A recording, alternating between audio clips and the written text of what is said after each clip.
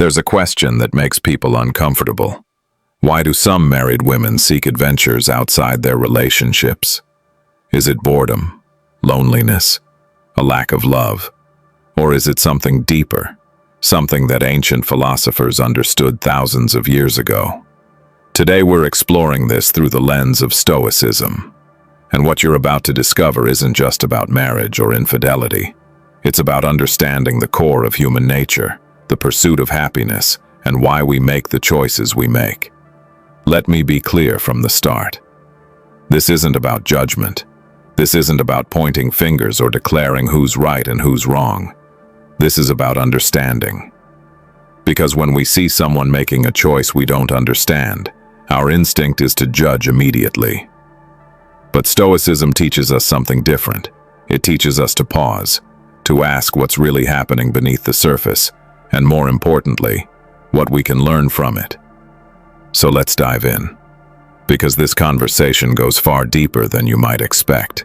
The easy answer: people are selfish. They're bored. They don't love their partner anymore. But Stoicism pushes us past the easy answers.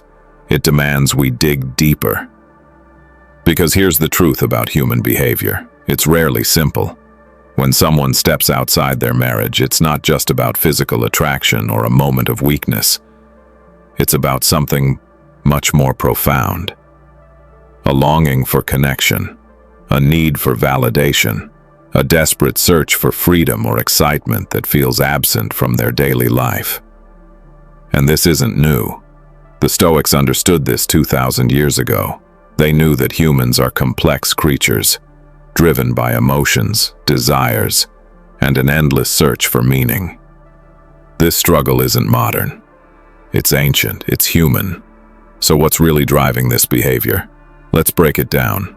Many people enter marriage with a fairy tale in their minds. They expect perfection, endless romance, a partner who completes them in every way. But the reality is brutally different. Marriage is hard, it's messy, it demands compromise and sacrifice, and over time, that initial spark can fade. The routines settle in, conversations become predictable, excitement turns to familiarity, and for some people that familiarity feels like suffocation. But here's where Stoicism offers a radical perspective.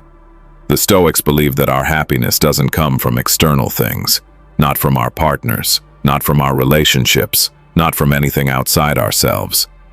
True happiness, they taught, comes from within, from our ability to control our thoughts, our emotions, and our reactions to the world around us.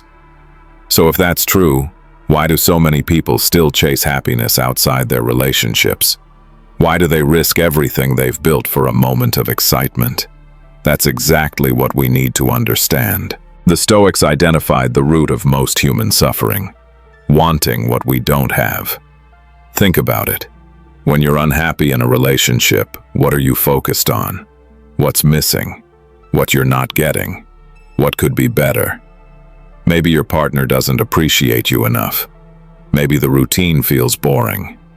Maybe you're craving something new, something exciting, something that makes you feel alive again. The Stoics called this epithumia, unhealthy desire. It's the kind of craving that's never satisfied, no matter how much you feed it. Imagine a woman who feels unfulfilled in her marriage. She starts looking for excitement elsewhere, maybe through an affair, maybe by chasing new experiences, and for a moment it works. She feels alive again. But here's the problem. That excitement doesn't last. It's like pouring water into a bucket with a hole in the bottom. The more she chases, the emptier she feels. The Stoics would say the solution isn't to chase more, it's to change how we think about what we already have. They called this apatheia, inner peace. It's about finding contentment within ourselves, rather than constantly reaching for external things to fill the void. But how do we actually do that? Through practice, through discipline. Let me show you one of the most powerful exercises the Stoics used. This exercise sounds dark at first, but stay with me. It's called negative visualization. You imagine losing the things you have. your partner, your home, your life as you know it.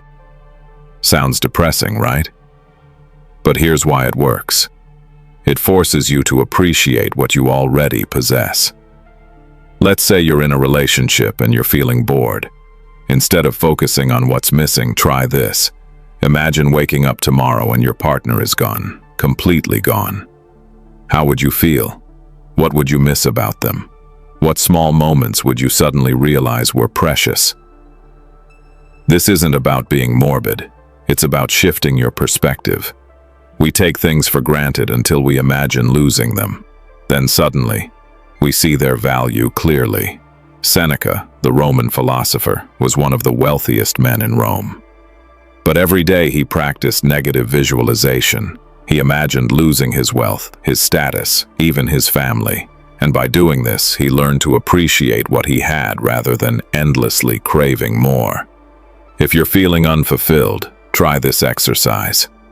Imagine your partner is no longer there. What would you miss? What would you regret not saying? Sometimes the key to happiness isn't acquiring more. It's appreciating what's already in front of you. Let's talk about something that drives countless people to seek adventures outside their relationships: the need for external validation. We all want to feel valued, seen, appreciated, desired. And when we don't get that feeling in our relationships, it's easy to start looking for it elsewhere. But here's the brutal truth. Relying on external validation is like building your house on sand. It's unstable. Because no matter how much praise or attention you receive, it's never enough. You'll always want more. The Stoics had a concept called prosoche, mindfulness. They believed that true self-worth comes from within. It's about knowing your own value regardless of what others think. Imagine a woman who feels invisible in her marriage. Her husband doesn't compliment her anymore. She feels like she's lost her spark. So she starts seeking attention from other men. She flirts at work. Maybe she downloads a dating app. And for a while it feels incredible. She feels desired again. But here's the thing. That feeling won't last. Because deep down, she's still looking for someone else to validate her worth. And until she learns to validate herself, she'll be trapped in an endless cycle of seeking approval. So how do we break this cycle?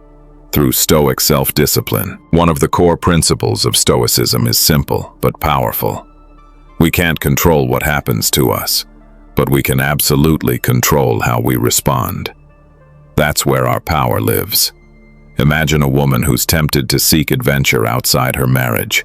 She's lonely, unappreciated, bored. Then she meets someone who makes her feel alive again. In that moment, she has a choice. She can give in to her desires, or she can pause. She can ask herself, is this really what I want? Or am I just trying to fill a void? This is Stoic self-discipline in action. It's about recognizing your impulses without letting them control you. It's about making choices based on your values, not your emotions in the moment. Epictetus was born a slave, but through practicing self-discipline, he became one of the most respected teachers of his time. He believed that true freedom comes from mastering your own mind, not from external circumstances.